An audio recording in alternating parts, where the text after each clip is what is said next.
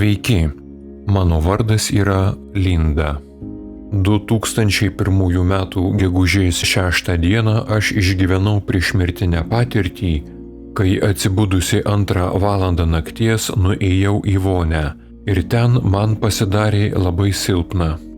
Atsisėdau ant grindų ir buvo toks įspūdis, jog noriu giliai užmigti.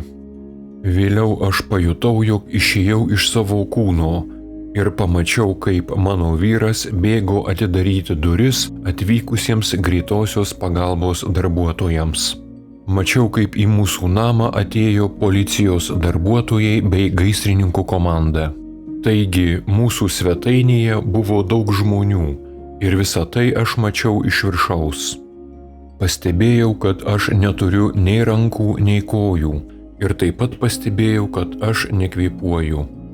Man buvo labai ramu, man dingo visi rūpesčiai, kas bus su neapmokėtomis sąskaitomis, kas nutiks su mano gyvūnais ir taip toliau. Taigi, mano medicininiuose dokumentuose yra nurodyta, jog klinikinės mirties būsenoje aš išbuvau 14 minučių. Mano vyras tą naktį atsibudo todėl, nes išgirdo, jog kažkas beldė į sieną. Tačiau tai nebuvau aš, nes aš neturėjau jėgų belsti į sieną. Ir kai medikai su greitąja išvežė mano kūną, prasidėjo keisti dalykai. Svetainėje pamačiau, jog atsirado labai daug šviečiančių sferų.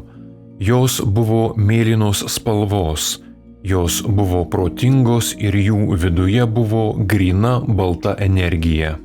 Man pasidarė smalsu, kas tai per šviesuliai, ir kai prie jų priartėjau, jie išnyko, ir aš staiga atsidūriau nenusakomo grožio gėlių lauke. Mačiau nuostabų kraštovaizdį su ežerais, su aukštais kalnais, daug kartų aukštesniais negu Everestas. Aš mačiau viską vienu metu į visas puses panoraminiu regėjimu. Ir pagal mano išvadas toje vietoje praleidau daug mėnesių. Pastebėjau, jog minčių galia toje vietoje buvo neįtikėtina. Mano mintys kūrė realybę. Jeigu aš norėjau atsidurti kalnuose, man tereikėjo tik pagalvoti apie tai ir akimirksniu atsidurdavau ten. Ir jeigu norėčiau save transformuoti į kažkokią kitą figūrą, aš akimirksniu galėčiau transformuotis. Staiga pajaučiau, kad kažkas prie manęs prisilietė ir tai buvo kažkokia būtybė, kuri, kaip supratau, visada buvo su manimi ir ji pasakė, jog atėjo metas išvykti. Tada aš atsidūriau prie didžiulės katedros, įėjau vidun ir jos gale pamačiau 3 energetinės būtybės. Jose energija kilo iš apačios į viršų, tarsi vandens kriauklys, ir viršuje, kur turėtų būti galva, toji energija sukosi ratu į visas puses. Viena iš tų būtybių man telepatiškai pasakė, ką man dabar reikėtų daryti.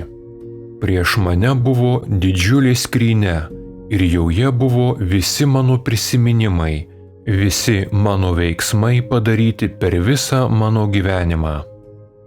Ir kiekvienas mano prisiminimas buvo tarsi burbule ir viduje buvo tarsi ekranas. Paėmiau vieną burbulą ir jame buvo viena diena, kai dar buvau maža, ir mačiau, kaip aš žaidžiau su močiutės baltu katinu ir patraukiau jį už uodegos. Aš išgyvenau tą situaciją iš naujo ir ją išgyvenau iš visų perspektyvų. Aš vėl galėjau pasijausti mažu vaiku ir pilnai suvokiau to vaiko minčių procesą. Ir taip pat aš galėjau pajausti situaciją iš katino pusės.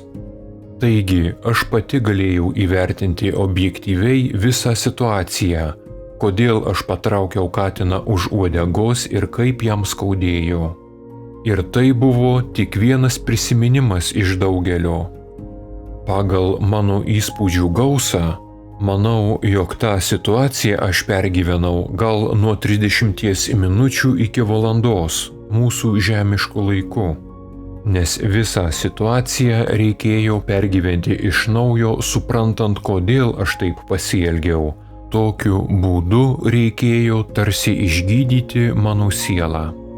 Taigi, kai pilnai išgyvenau tą situaciją ir viską suvokiau, tas burbulas išnyko ir toji situacija nebebuvo aktuali. Toje dėžėje buvo milijonai burbuliukų ir žiūrėjau į kiekvieną burbuliuką, imdama vieną po kito ir iš naujo išgyvendama visas savo gyvenime buvusias situacijas. Nežinau, kiek laiko ten praleidau, tai galėjo būti ir daug metų, juk ten laiko nėra. Ir kiekvieną kartą, kai išanalizuodavau situaciją, tas burbuliukas išnykdavo iš mano gyvenimo. Kai baigiau savo gyvenimo peržiūrą, ta pati būtybė man vėl pasakė, jog atėjo metas keliauti. Aš atsidūriau bekraštėje baltoje erdvėje ir tolumoje pamačiau einančią link manęs kažkokią žmogišką figūrą. Priartėjusi prie manęs, ji griežtai paklausė: "Ką tu čia veiki? Tu neturi būti čia." Aš pasakiau: "O kur dabar aš esu? Aš nežinau, kur esu ir iš kur atėjau." Ir toji figūra vėl griežtai pasakė, kad man nereikia grįžti atgal ir kad man ne vieta čia būti. Aš vėl paklausiau: "Kur man eiti atgal? Kur yra tas atgal? Aš nei nežinau, kaip čia atsidūriau." Tada toji figūra man pasakė: "Mano vardas yra Karina. Aš esu tavo prosenelė." Ji man parodė visą savo gyvenimą 1800 metų pradžioje bei papasakojo apie savo šeimą. Po to ji man papasakojo apie mano gyvenimą bei ateitį, kad aš turiu grįžti atgal, nes mano misija dar nėra baigta. Ji man papasakojo, jog 10 metų dirbsiu su policija, po to 2 metus nedirbsiu dėl to, kad reikės atsigauti nuo didžiulio streso. Papasakojo, kad vėliau 2 metus mokysiu pirmosios pagalbos. Ir iš tikrųjų viskas taip ir buvo, kaip ji man papasakojo. Ji man papasakojo ir apie kitus įvykius mano gyvenime iki 2050 metų. Besikalbant su Karina, pastebėjau kažkokį tunelį, tačiau ji griežtai pasakė: "Ten eiti tau negalima." O man labai norėjusi eiti į tą tunelį, jis mane tiesiog traukė tarsi magnetas. Ir ji pridūrė: "Jeigu tu įeisi į tą tunelį, tu negalėsi grįžti į savo kūną." Tada jos paklausiau: "Tai kaip man grįžti?" Ji atsakė, jog tereikia tik pagalvoti apie tai, todėl kad mes kuriame tai, apie ką mes galvojame. Ir tada aš pradėjau galvoti apie savo namus, kur aš užmigau. Ir staiga aš atsibudau ligoninėje ir pajutau, jog iš mano gerklės ištraukia vamzdelius. Štai tokia buvo mano išgyventa priešmirtinė patirtis. Mano laiko vertinimas yra pagrįstas mano patirtų įspūdžių gausa. Nors anapus laikas neegzistuoja, pagal mano vertinimą galėčiau teigti, jog anapus aš praleidau keletą metų, nors žemiškuoju laiku aš buvau mirusi tik 14 minučių. Kai atsibudau iš komos ligoninėje, šalia manęs buvo medicinos seselė ir pirmas klausimas, kurį jai uždaviau, buvo: "Kaipgi sekasi Motli?" Ir medicinos seselė labai nustebusi paklausė: "Ką tu žinai apie Motlį?" Ir jai pasakiau: "Na, Dieve mano, taigi Motli tavo katinas, tavo pilkas 14 metų ilgaplaukis katinas. Jam yra problemos su inkstais. Tu buvai su juo pas veterinarą ir už jo gydymą sumokėjai $5000 ir dabar tu nežinai, ar jį gydyti toliau, ar jį užmigdyti. Ir medicinos seselė mane pertraukė, sakydama, jog viskas, ką pasakiau, yra tiesa. Ir ji paklausė, iš kurgi aš žinau visą informaciją. Juk tu buvai komoje ir iš viso aš tave matau pirmą kartą. Man prireikė labai daug laiko, kad vėl priprasčiau būti Linda.